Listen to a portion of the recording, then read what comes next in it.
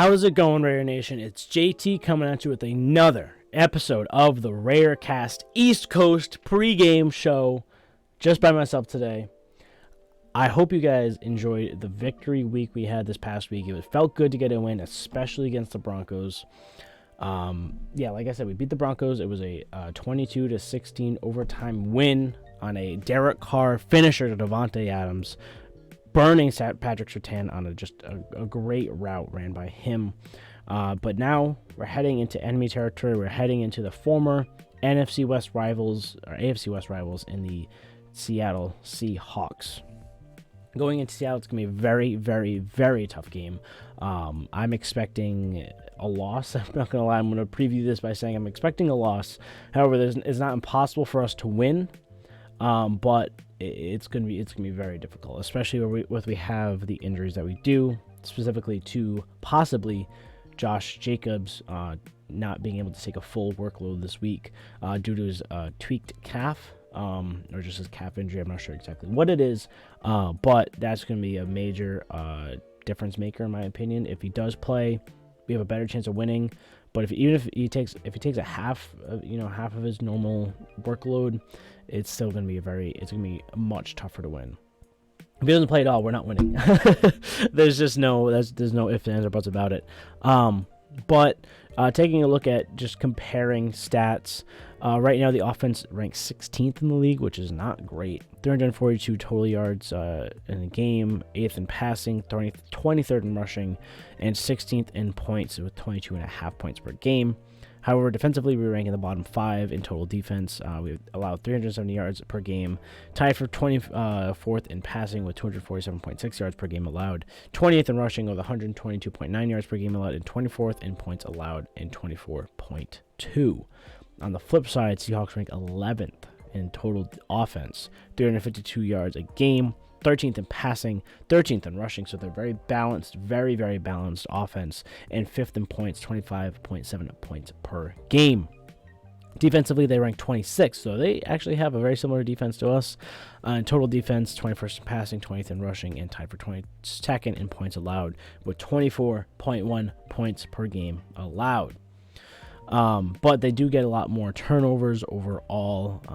They have a much better secondary, especially with Tariq Woolen. They have Michael Jackson. They have Kobe Bryant, although Kobe Bryant's probably their worst corner. So we should definitely be targeting him more often. They do allow a lot of receptions to tight ends. They allow 106.8, I believe, passer rating when tight ends are targeted. So expect Foster Moreau to have a big game, in my opinion. I think this should be a game where we rely more heavily on Foster Moreau than we do in previous weeks, and hopefully he can step up to the plate. Obviously, Davante Adams is going to absolutely eat this game. No matter who he's facing, he just faced Patrick Surtain, which is widely regarded to be one of, if not the best corner in the league, and he just absolutely toasted him for 2 touchdowns and like a bunch of yardage. So, going up against the secondary, I don't think Davante Adams will have any problems. However, can Carr adjust to a pretty good secondary? I don't know yet. Obviously, he played well last week, so maybe this offense is finally hitting its stride in the past game. Maybe Derek Carr is finally putting it all together. He hasn't played bad, so in my opinion, overall, he hasn't played really terrible, but he hasn't really played super well. Last week is probably his best game of the season, in my opinion. 2 touchdowns, over 300 yards, and no interceptions. Played a pretty clean game overall, only got sacked once, technically twice, but one of them was a penalty. But yeah, I think overall, we're losing this game. There's really no way around it. But some standout players for the Raiders to look out for. On the offensive side of the ball, we have Davante Adams, as I just talked about. He has been just cooking. He's been lighting it up. He's been getting so many 100 yards games, 140-plus yard games, 2 touchdown games.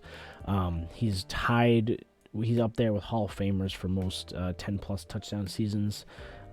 He's just insane this season. He's having a career year. He's going to end up with like 1,400 receiving yards if he, continues the way he is, and already having 10 touchdowns at this point in the season, he's going to end up with close to 20, in my opinion, just because there's 7 games left. Especially if he continues to have two touchdowns a game, he could end up with having 24 touchdowns this season. But obviously that's not going to happen, but it'd definitely be like between 15 and 20 touchdowns this season, 1,400 yards. I mean, that's all pro numbers right there. So possibly another all pro year for Davante Adams. The rest of the wide receiver core not super strong. Like I talked about just a second ago as well. Foster Moreau, big game from him. I'm hoping for. He had a clutch catch in overtime. He had read that route perfectly. He played it perfectly. Big gain and got us into that range of Davante Adams ending the game. Foster Moreau has been pretty solid this season overall. I think he's been as good as he can be. He's never going to be a tight end that lights up a league. He's never going to be in the top 5, even top 10 discussion, but he's an extremely solid tight end. He's a pretty damn good blocker. He's a decent catcher. So I expect him to have a bigger game, especially as I talked about earlier with the passer rating allowed by the Seahawks to tight ends is a lot higher than they do to receivers. Sorry, I felt like I was about to sneeze, but I didn't. I held it back. I held strong. But yeah, and then the run game is majorly dependent on how much Josh Jacobs gets work this game. If he gets his normal workload, he should have a big game as well. I think they allow 124 yards a game in terms of rushing, so that's not good at all. So if he does play a full game, he should get a ton of yardage. He should be a main reason why we win this game, in my opinion. If he plays a half or like not as much as he normally does, we see more Zamir White, Amir Abdullah, Brandon Bolden, even maybe Britton Brown somewhere in there. If we see them get the ball more, our rush team is definitely going to tank a lot because he does a lot of, he avoids a lot of tackles. He makes his own plays a lot of the time. He makes up for our mediocre to bad O-line, but he's a game changer. He's been a wrecking ball this season. So if he doesn't play, or even gets only like half or a portion of what he normally does, we're going to struggle on offense for sure. I don't think Zamir White and the O-line are there yet. Zamir White is much more reliant on O-line blocks and better blocking from them to succeed. But we'll see how he does in this game. I'm sure he's going to get a lot more snaps, or at least someone's going to get a lot more snaps in terms of rushing. Other than that, on the offensive side, just look at how the offensive line performs. I mean, Colton Miller is expected to return, but irregardless, hopefully the O-line can, suppress the Seahawks pass rush. They have a pretty good pass rusher, especially in Uchenna Nwosu, who we know from the Chargers, who played really well against the Raiders last year in Week 18. He was a main reason why their defense, they were able to come back, as he just kept getting pressure, and he sacked Carr like twice, I think, that game. But he's been a big part of that defense, and he's really, really good at rushing the passer. So let's see if our O-line can hold up against that Seattle Seahawks pass rush. Now, on the defensive side of the ball, of course, you've got my man, Max Crosby. He is coming off another really good game against the Broncos. He always plays well against the Broncos. 2 sacks, blocked field goal, forced fumble, 2 TFLs, 3 QB hits. He had an insane game. He's on his way to, being in the conversation for Defensive Player of the Year. He's on his way to having another All-Pro season, another Pro Bowl season. He's been absolutely bonkers. The only reason why he might not get some of those awards because we suck, which is awful to say, but I don't know if we continue to be bad, I don't know if he'll get Defensive Player of the Year just because of our record, but we'll see. If he's up there in sacks and he continues on his trajectory of TFLs, it is going to be very hard to say that he's not Defensive Player of the Year, but that's also a super bias for me because I am a Max Crosby super fan, obviously, as you guys know that. But in terms of the defensive side of the ball, I think the pass rush looked 10 times better last week. Big reason why we won. They should make up for the mistakes and the not great play. Actually, downright atrocious play of our secondary. Very weak DB core right now. Just all across the board. Murray hasn't been playing well. Duran Harmon's like the most consistent safety we have. Derek Teamer's not going to do anything. Obviously, it's basically Yasin and Harmon playing the most consistent ball out of anyone in the DB room, and then you have Meek Robertson who makes big plays, but then also gives up big plays. You have Anthony Averett looking like shit. Sam Webb looking like a rookie, looking like an undrafted free agent rookie. So he's been up and down, but he's been bad. Just that whole secondary has been bad. Our linebacker core can't cover for shit. However, they played really well against our run, especially Denzel Perryman. He played with his head on fire last week, which was fantastic to see. If we can get the pass rush like we did last week with Max Crosby, maybe Jerry Tillery gets into the action. Hopefully, maybe Chandler Jones gets up in the action.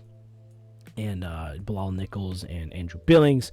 If we can get that pass rush going again and have that, 5-man rushes, blitzes and stuff like that, continuously creating pressure and keeping Geno Smith off balance, I think we should have a pretty good game on defense. In my opinion, our defense is really built to make on the pass rush. If our pass rush can hit home, we have a strong possibility of winning. But like I said, I don't think we win. So in terms of, guessing the final score, just basing it off of our, consistently playing not super great offensively and scoring a lot of points the past forever. It feels like after the bye week, we haven't just scored points at all. I'm going to say it is I'm going to say 27 is a weird score. 27-21. 27-21. Yeah, 27-21. Raiders lose to the Seahawks. However, like I said, there has to be our pass rush has to get home. Our run game has to be good. Josh Jacobs has to play a lot of ball.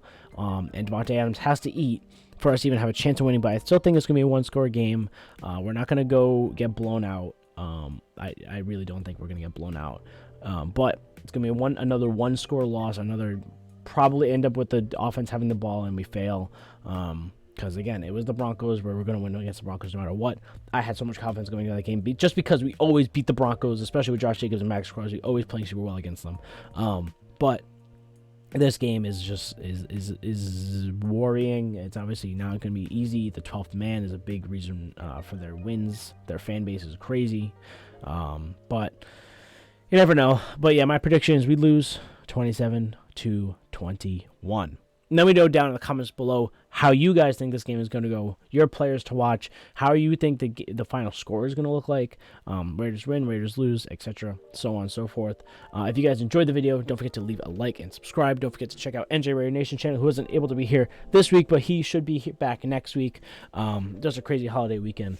Hope you guys enjoyed your holiday. Hope you guys have an absolutely fantastic rest of the game. Watch Michigan versus Ohio State. Go Michigan. And peace out, Raider Nation.